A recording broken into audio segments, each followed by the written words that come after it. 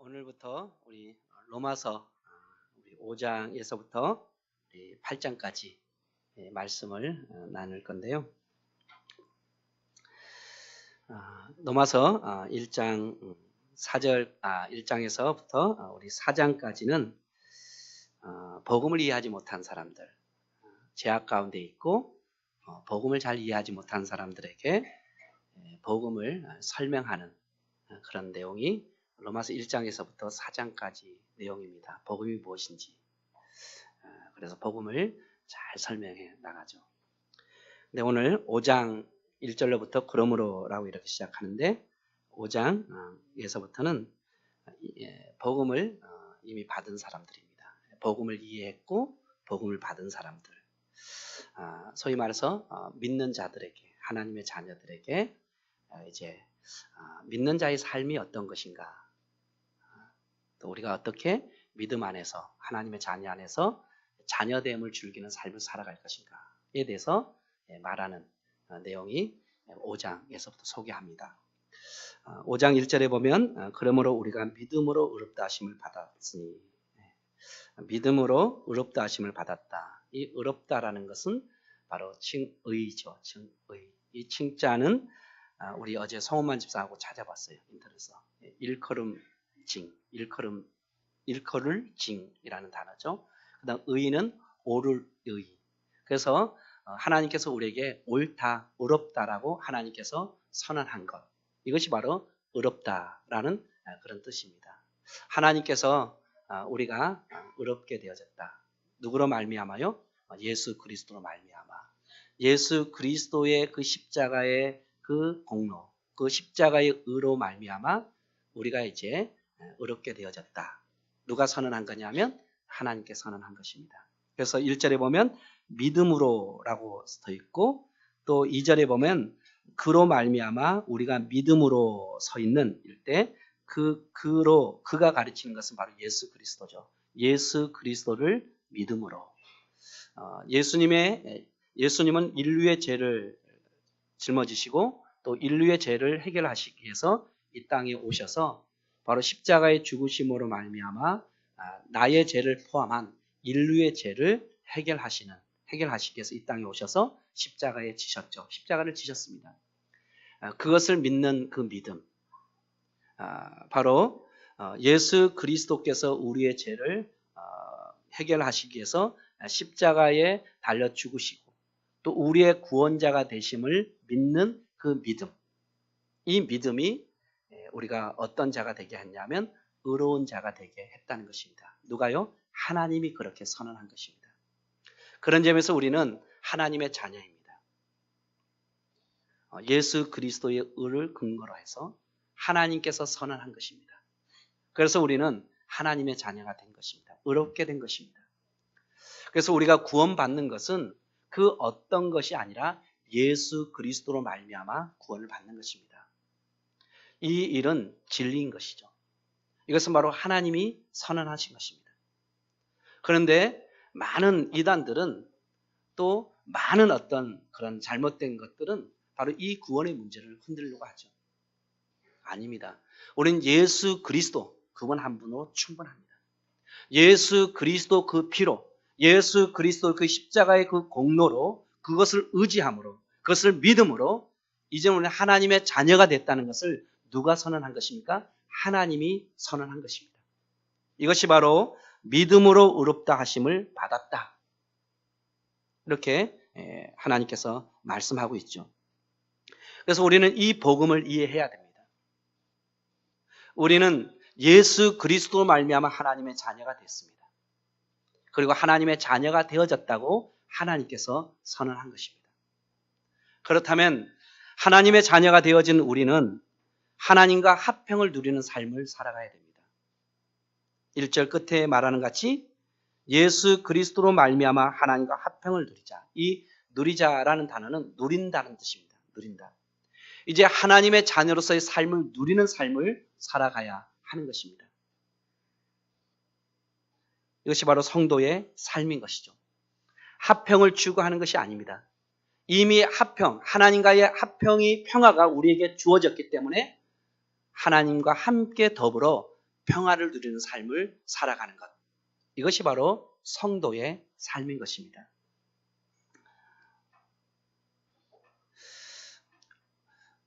전에 제가 운전을 하는데 운전을 하기 위해서는 운전면허증을 따야 됩니다. 제가 3번씩 떨어졌어요. 운전면허증. 3년, 군대 가기 전에 떨어지고 군대 갔다 와서 땄기 때문에 운전면허를 따는데 몇 년이 걸렸어요. 근데 운전면허증을 딸 때 운전하는 것이 참 재미없었어요. 뭡니까? 이렇게 굴곡도 가야 되고 S코스도 가지고 T자도 가야 되고 이것을 통과한 다음에 다시 뭡니까? 주행 시험을 다. 그래서 되게 재미없었어요. 이런 거 왜 하냐 싶을 정도로 참 재미없었어요. 근데 운전면허증을 따고 운전을 하는데 어느 정도 운전에 대해서 자신이 생기기 시작하자 운전을 즐기는 것입니다. 그래서 이 차를 운전하는 것이 이렇게 참 기쁘구나. 전에는 이렇게 자꾸 앞에만 막 갔는데 이제는 조금 지나니까 밖을 쳐다보게 되고요. 밖에 있는 공기를 느끼게 되어지고 밖에 있는 풍경을 느끼게 되어지고 그리고 밖에 있는 어떤 상황들 가운데 대처하는 자유스러움이 느껴지더라고요. 그러면서 운전을 누리는 삶을 살았어요. 운전면허증을 따기 전에는 누리지 못했어요. 왜 운전을 해야 되는지. 답답했어요. S코스, T자, 이게 왜 하는지. 근데 이 과정을 거치고 운전면허증을 따고 운전을 시작하게 되어지고 운전에서 여유가 생겨지면서 운전하는 것에 대해서 뭡니까? 누리는 삶을, 누리는 운전자가 되어졌어요. 여러분, 마찬가지로 하나님과 예수 그리스도를 믿음으로 말미암아 하나님과 우리 사이에 깨어진 관계가 회복되어졌습니다. 그전에는 늘 깨어진 관계 속에서 늘 하나님 안에서 불안함과 두려움이 있었어요. 답답함이 있었어요. 그런데 예수 그리스도를 믿음으로 말미암아 하나님과 우리 사이에 깨어진 이 관계가 회복되어짐으로 말미암아 이미 우리에게 무엇이 임했습니까? 평화가 임한 것입니다. 하나님의 자녀에겐 평화가 임했습니다. 예수 그리스도를 믿는 그 순간 우리에게 평화가 주어졌어요. 그럼 이제는 무엇을 누려야 됩니까? 하나님과 함께 그 평화를 누리는 삶을 살아가는 것. 이것이 바로 성도의 삶인 것입니다. 그런데 우리는 잘 이것을 누리지 못하죠. 왜냐하면 우리 안에 뭐가 있기 때문에요? 유교적인 또 근본주의적이고 금육주의적이고 그리고 우리가 또 도덕적 기준의 설교는 뭡니까? 하라 하지 말라. 요거 딱 구분되어 있잖아요. 하라 하지 말라. 하라 하지 말라. 우리는 너무나 그런 쪽에 매여 있다 보니까 예수님을 믿고 하나님의 자녀가 되어졌고 하나님으로부터 이미 평화가 우리에게 주어졌지만 그 평화를 누릴 줄을 모르는 것입니다. 여러분 10만 원 있을 때에 이거 쓰면은 안 되는데 늘 불안해서 돈을 못 써요. 100만 원이 주어졌는데도 못 써요. 1억이 주어져도 못 써요. 왜요? 쓸 줄 모르는 사람은 그 어떤 것을 갖다 줄지라도 쓸 줄 모릅니다. 하나님 안에서의 누리는 삶을 살아보지 않은 사람은 하나님께서 이미 우리에게 평화가 임했다라고 얘기하고 평화를 누리는 삶을 살아가라라고 말하지만 하나님과 함께 평화를 누리는 삶을 살 수 없어요. 누려본 자만이 누릴 수 있어요. 누려본 자만이. 우리는 깨어진 관계가 회복되어졌습니다. 하나님 안에서 누릴 수 있는 평화가 주어졌어요. 그렇기 때문에 우리는 하나님 안에서 참된 평화를 누리는 삶을 살아가야 돼요. 하나님을 가까이 느끼는 삶을 살아가야 되고요. 하나님이 평화롭게 다가오시는, 인자하게 다가오시는 하나님의 그 성품, 하나님의 인격을 누리는 삶을 살아가야 돼요. 이것이 바로 그리스도인입니다. 아버지한테 가면 늘 불안합니까? 아니요. 아버지한테 가까이 가면 갈수록 더욱더 아버지의 냄새가 나야 되는 것이죠. 어머니에게 가면 갈수록 부담스럽습니까? 아니요. 어머니에게 가면 갈수록 더욱더 뭐예요? 어머니의 친근함이 느껴져야 되는 것이죠. 그럴 때 그 안에서 뭐예요? 누릴 수 있는 것이죠. 저는 죄로 말미암아 하나님과 우리 사이가 깨어졌어요.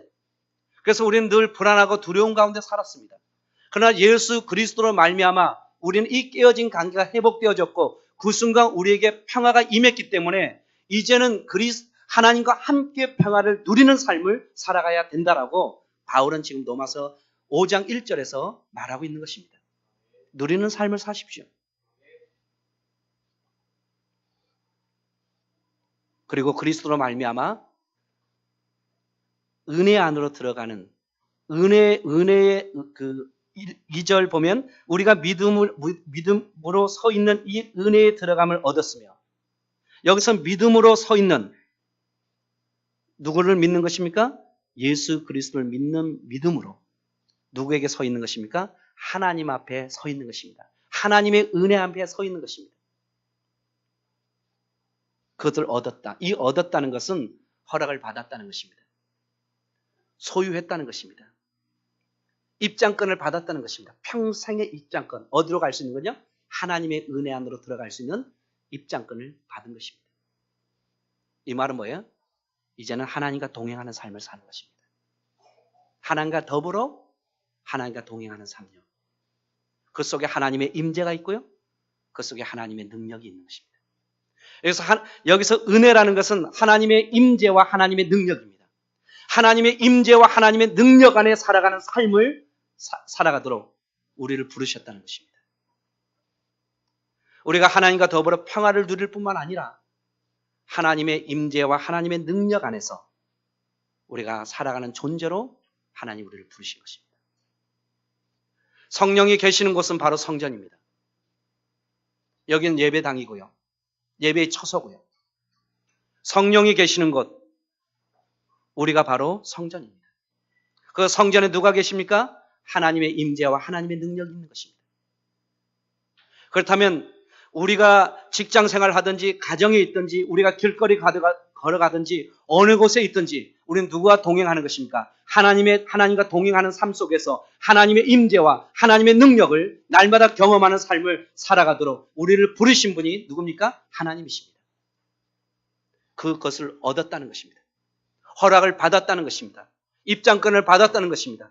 영원한 소유권을 우리에게 주어졌다는 것입니다. 하나님과 동행하는 삶요. 하나님의 임재와 하나님의 능력 안에 살아가는 삶.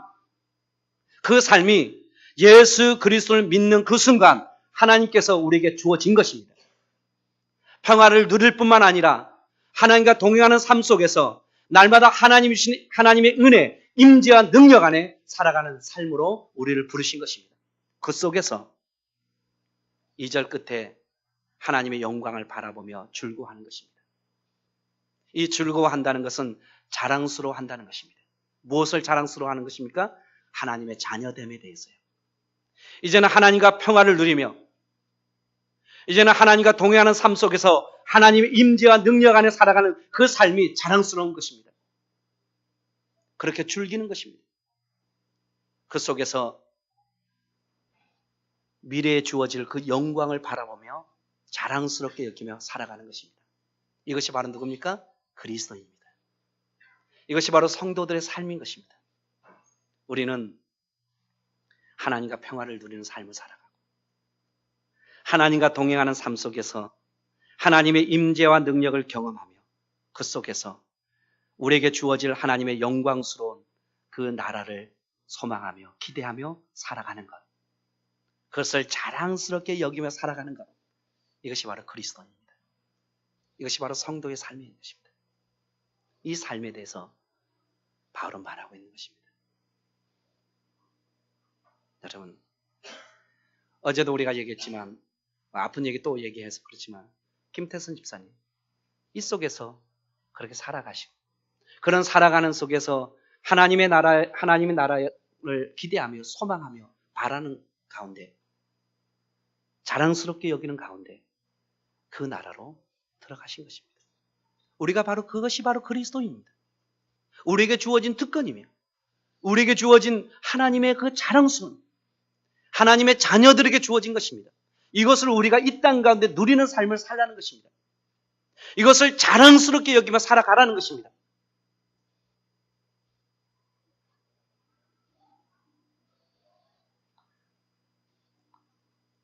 그러나 우리에게 무엇도 온다는 것입니까? 고난도 온다는 것입니다. 3절 이하에. 우리의 죄가 해결되어졌고요. 우리가 하나님의 자녀가 되어지는 그 순간 하나님과 평화를 누리며 하나님과 동행하는 삶 속에서 하나님의 임재와 하나님의 능력을 경험하며 그 속에서 우리에게 주어질 하나님의 영광스러운 나라를 바라보며 살아가는 것입니다. 그것을 자랑스럽게 여기는 것입니다. 그러나 우리의 삶 속에서 동일하게 무엇도 온다는 것입니까? 고난도 온다는 것입니다. 고난도 온다. 그런데 바울은 이 고난을 자랑스럽게 여기라고 얘기합니다. 3절에 보십시오. 다만 이뿐 아니라 우리가 환난 중에서도 즐거워하나니 고난을 자랑스럽게 여기라. 사랑하는 성도 여러분, 어떻게 고난을 자랑스럽게 여길 수 있습니까? 그 고난 그 자체를 즐거워하고 그 고난 자체를 자랑스럽게 여기라라는 말이 아닙니다. 여기서 즐거워하고 자랑스럽게 여긴다는 것은 고난 그 자체가 아니라 고난으로 인해서 우리에게 주어질 유익들을 생각할 때, 고난으로 인하여 우리에게 주어질 유익들을 생각할 때 그것을 즐거워하고 그것을 자랑하라고 말하고 있는 것입니다. 여러분, 고난으로 인해서 우리에게 주어질 유익이 무엇입니까? 그것은 바로 인내를 배우게 하는 것입니다. 인내. 여러분, 우리가 어디서 인내를 배웁니까? 여러분, 언제 여러분들에게 인내가 배워졌습니까? 이 땅에 있는 학교, 이 땅에 있는 어떤 가정 속에는 인내를 가르쳐 주지 않습니다. 대학교에 인내과 있습니까? 고등학교에 인내 고등학교 있습니까? 없습니다. 저는 전에는 청년들에게 군대 가라 했어요. 군대 가라. 군대를 가면 배울 거 하나도 없어요. 그러나 딱 배울 거 몇 가지 있다. 그 중에 하나가 뭐예요? 인내하는 것을 배운다.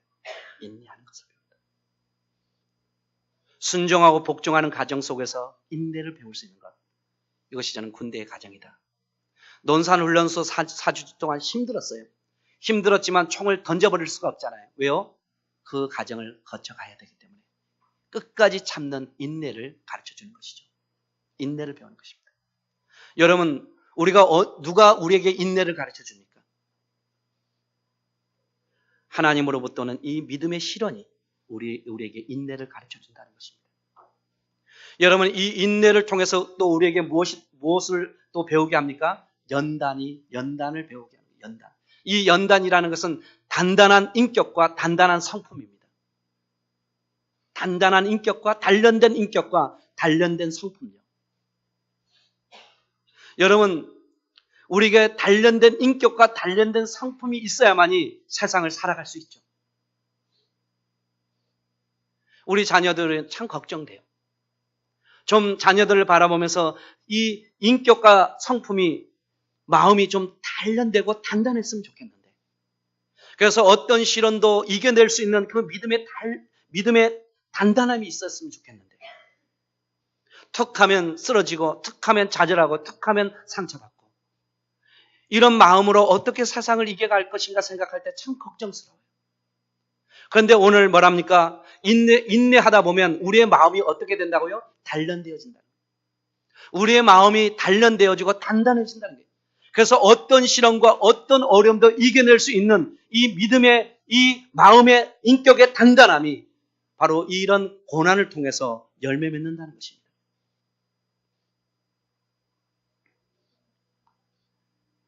욥 보십시오. 욥기 23장 10절에 보면 욥은 이렇게 고백하죠.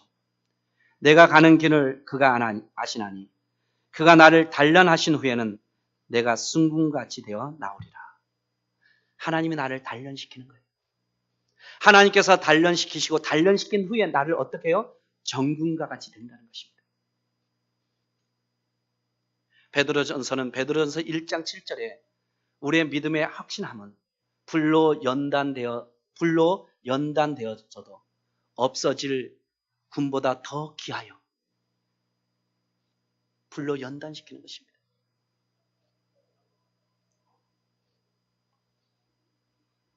시편 119편 71절은 시편 기자는 이렇게 얘기하죠. 고난당한 것이 유익이다. 고난당한 것이 유익이다. 왜요? 이 고난을 통해서 내가 주의 말씀을 배웠다는 것입니다. 고난을 통해서 주의 말씀을 배웠다. 여러분, 우리에게 고난이 오면, 믿음의 신앙이 오면 무엇을 붙잡습니까, 여러분? 말씀을 붙잡아야 되죠. 우리에게 고난이 찾아오면 우리는 말씀을 붙잡고 이 말씀을 가지고 하나님께 기도하며 씨름해야 됩니다. 그러다 보면 하나님께서는 이 고난을 이길 수 있도록, 이 고난이 넘어갈 수 있도록 하나님께 역사하여 주시죠. 이 말씀대로 이루어지는 것을 우리가 깨닫고 알게 하는 것이죠. 그러면 다음번에 또 고난이 올 때 우리는 또 무엇을 붙잡게 되는 것입니까? 하나님의 말씀을 붙잡게 하는 것이죠.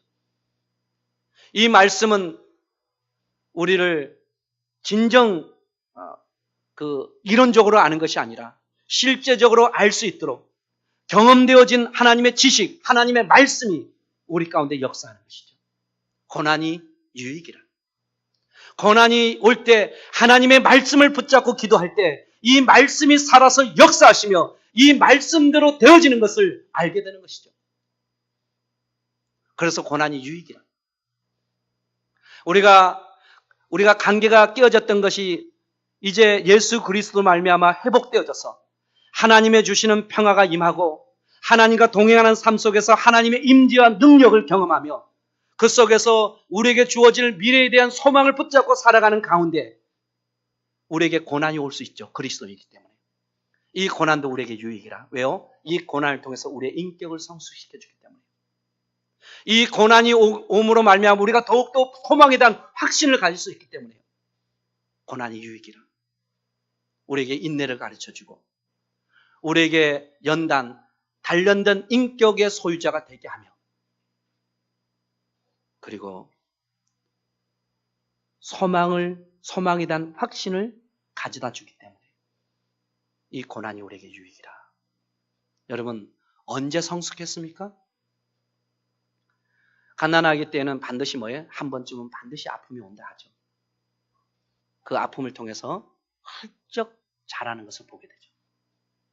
그리고 더 다른 면역성을 생기게 하는 것이죠. 우리 큰딸도 참 갑자기 세균에 감염돼서 먹지 못하고 내가 생각한 일주일 이상 먹지 못했어요. 먹지 못해 해골같이 됐었어요. 우리가 할 것이 없었어요. 그러나 그 세균을 이겨내고 통과했을 때에 더 성숙되어지고 그리고 더 다른 강한 면역성, 세균을 이길 수 있는 면역성이 생기고 이러면서 어떻게 됩니까? 성장해 가는 것이죠. 바로 고난이 이런 것입니다. 어쩌면 고난이 축복입니다. 고난 그 자체가 축복이 아니라 고난을 통과했을 때 주어질 유익들이 하나님의 축복이라는 거예요. 그래서 고난을 즐거워하라. 여러 가지 시험을 즐거워하라. 기뻐하라. 왜냐하면 면역성이 생기니까.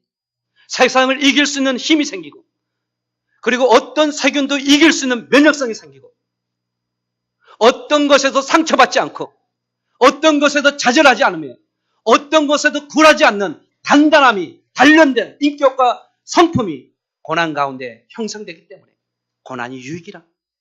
고난을 통해서 진정 말씀이 살아있구나.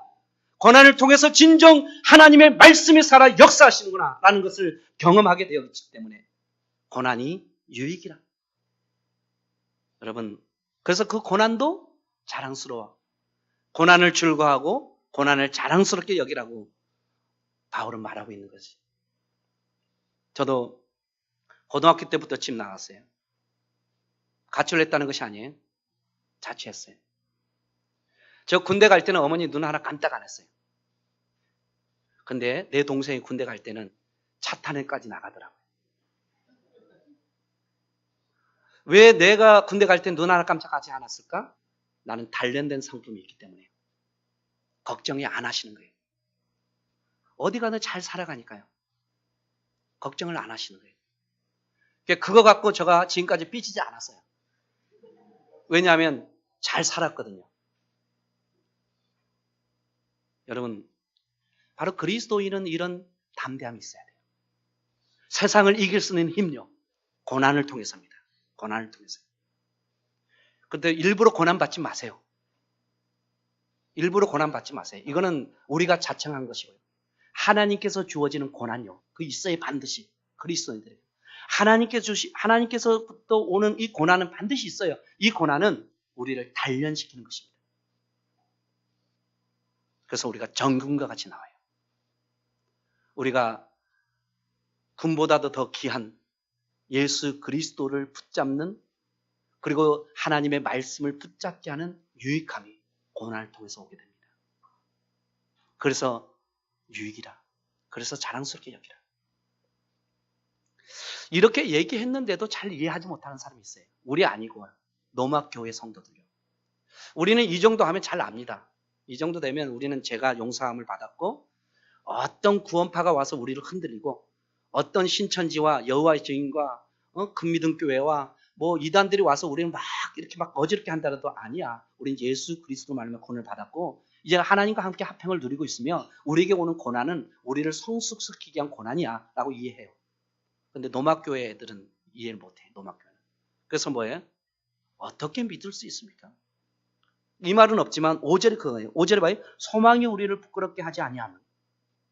노막교회 성도들은 그렇게 생각하는 사람이 있었어요. 이거 어떻게 믿을 수 있어요? 그런 성도들을 향해서 바울은 또 뭐라고 얘기합니까? 너희들이 붙잡고 있는, 너희들이 바라고 너희들이 기대하는 그 소망이 결국 헛된 것이 아니고 부끄럽게 하지 않는다. 그 소망은 확실하다. 그 소망은 하나님의 약속의 말씀에 근거한 것이며, 그 소망은 하나님의 말씀에 그 반드시 이루어질 약속이기 때문에, 그 소망은 너희들이 바라보는 그 소망은 부끄럽거나 헛된 것으로 돌아가지 않는다. 그것이 5절의 내용이에요. 여러분, 지금까지 말했던 그것은 헛되게 안 돼요. 하나님의 약속의 말씀입니다. 어떻게 알 수 있습니까? 성령의 역사하심으로요. 성령의 역사하심. 우리 안에 있는 성령의 역사하심. 우리 안에 계시는 성령께서 끊임없이 우리를 어떻게 증언하십니까? 하나님의 자녀라는 것을 증언합니다. 야, 창진아, 너는 하나님의 자녀야. 누가요? 내 안에 있는 바로 성령으로 말미암아. 자꾸 의심하려고 할 때마다 아니야, 창진아, 너는 하나님의 자녀야. 끊임없이 우리에게 이 사실 일컫고 이것을 증언하는 분이 우리 안에 계신 누구예요? 성령님이시죠. 어떻게 그렇게 됐어요? 하나님의 사랑이 부어졌기 때문에요. 하나님의 사랑이 부어졌기 때문에. 예수 그리스도의 십자가의 그 은혜, 하나님의 사랑, 세상을 이처럼 사랑하사, 바로 하나님의 사랑이 우리에게 끊임없이 부어지고 있다. 그 하나님의 사랑으로 이루어진 것이다. 우리 안에 있는 누가 끊임없이 증언하냐면 바로 성령님이십니다. 사랑하는 성도 여러분, 그렇기 때문에 우리가 고난 중에 시련 가운데 있을 때 우리가 붙잡아야 될 것이 있다면 하나님의 사랑입니다. 8절 보십시오. 우리가 아직 죄인되어 있을 때 그리스도께서 우리를 위하여 죽으심으로 하나님께서 우리에게 대한 자기의 사랑을 확증하셨느니라. 여러분, 의심하지 마십시오. 고난받는 것은 그리스도인이기 때문입니다. 우리를 더 성숙시키기 위한 것입니다. 우리를 단련시키기 위한 것입니다. 그렇기 때문에 우리에게 믿음의 시련이 올 때, 고난이 올 때 하나님이 나를 사랑하시는가? 이렇게 의심하지 마십시오. 우리는 더욱더 하나님의 사랑을 붙잡는 은혜가 우리 가운데 있기를 소망합니다. 여러분, 요셉 보십시오. 17세에 하나님께서 그에게 꿈과 비전을 주셨어요. 그것 때문에 형제들에게 미움을 받고 애굽의 노예로 팔렸어요. 그래서 그는 노예 생활을 했어요. 잘했어요. 그 결과 또 뭡니까? 감옥에 갔어요. 감옥에 가서도 잘했어요. 꿈을 해석해 줬어요. 그런데 2년 동안 도저히 그 요셉에게 참 인생이 풀리지 않을 것 같은 답답함이 요셉에게 있었어요. 하나님은 원망할 수도 있잖아요. 내 인생이 이렇게 답답합니까? 하나님 언제까지 내게 이런 시련을 주시려고 합니까? 그리고 원망할 수도 있잖아요. 그러나 그는 원망하는 것이 아니라 더욱더 구원에 대한 확신과 하나님의 주신 꿈과 비전을 의심하지 않았습니다. 그 결과 그는 결국 하나님 꿈과 비전을 이루는 삶을 살아갈 수 있었던 것입니다. 디모데에게도 어려움이 있었습니다. 빌립보서 2장 22절에 보면 디모데의 연단을 너희가 안 하니, 참 디모데는 많은 연단을 받았습니다. 그러나 그 연단을 참고 견딘면에서 단련된 성품이 되어졌고, 그리고 하나님의 쓰시기에 합당한 그릇이 되어졌던 것을 보게 됩니다. 고난이 유익이라. 사랑하는 성도 여러분, 이제 우리는 예수님으로 말미암아 구원을 보장받았습니다. 9절에 보십시오. 이제 우리가 그의 피로 말미암아 의롭다 하심을 받았으니 더욱 그로 말미암아 진노하심에서 구원을 받을 것이니. 우리는 예수 그리스도로 말미암아 구원을 받았습니다. 조금 더 의심하지 마십시오. 누가 와서 흔든다 해도 이 사실은 변함이 없습니다. 우리는 예수 그리스도로 말미암아 구원을 받았습니다. 이미 하나님께서 선언하셨습니다. 우리에게 어떤 고난과 역경이 온다 할지라도 이 진리는, 이 사실은 바뀌지 않을 것입니다. 사랑하는 성도 여러분, 혹시 구원에 대해서 의심하고 있는 성도들이 있습니까? 그것은 아마 이것 때문일 것입니다. 8장 30절 한번 보십시오. 8장 30절에 보면 또 미리 정하신 그들을 또한 부르시고 부르신 그들을 또한 의롭다 하시고, 우리를 이미 의롭다 하셨습니다. 또 의롭다 하신 그들을 또한 어떻게 할 것이다고요? 영화롭게 하실 것이다. 영화롭게 하세요. 이 영화롭다는 것은 바로 뭐예요? 최종적인 구원의 완성입니다. 하나님께서 오늘 우리를 부르시고 그 부르심의 예스에서 하나님께 나갈 때 하나님 우리를 의롭다라고 선언했고, 의롭다고 선언받은 자는 구원의 완성이 하나님 안에서 이루어졌다라고 선언하는 것입니다. 그런데 무엇이 우리를 괴롭힙니까? 그것은 바로 거룩한 삶이죠. 거룩한 삶. 그리스도를 따라서 하나님의 형상을 회복해가는 삶을 살아가야 될 건데, 성화, 그렇죠? 그런 삶을 살아가야 될 텐데 우리가 좀 잘 못 살잖아요. 잘 못 살면 무엇을 자꾸 의심해요? 구원을 의심해요. 아니에요. 그것은 구원의 문제가 아닙니다. 구원은 이미 선언됐습니다. 그리고 영화롭게 될 것이다. 최종적인 구원의 완성도 하나님께서 이루어 주시겠다라고 말씀하셨습니다. 구원의 문제가 아닙니다. 구원은 이미 이루어졌습니다. 그러나 우리가 이 땅 가운데 그리스도를 따라서 하나님의 형상을 회복해가는 최종적인 목표를 향해서 달려가야 될 텐데 그런 삶을 잘 살지 못하는 거예요. 저를 비롯해서 여러분들도고요. 잘 살지 못했어요. 살지 못해요. 그것은 바로 구원의 문제가 아니라 성화의 문제인 것입니다. 그것을 갖고 자꾸 흔들어대요. 너 그러니까 구원 못 받았어. 너 그러니까 너 다시 예수를 영접해야 돼. 아니에요. 예수 그리스도를 믿는 그 순간 우리에게 구원이 선포되어졌고, 그리고 최종적인 구원의 완성도 하나님이 보장해 주시겠다고 약속하셨어요. 이 믿음으로 나가는 것. 그래서 그 믿음 안에서 하나님의 자녀의 삶을 누리는 것. 이것이 그리스도입니다. 누리십시오. 하나님의 자녀로서 삶을 누리십시오. 그리고 할 수만 있다면 그리스도를 따라 하나님의 형상을 회복해가고자 하는 최종적인 목적을 향해서 발버둥치는 우리 성도들의 삶이 되어지기를 소망합니다.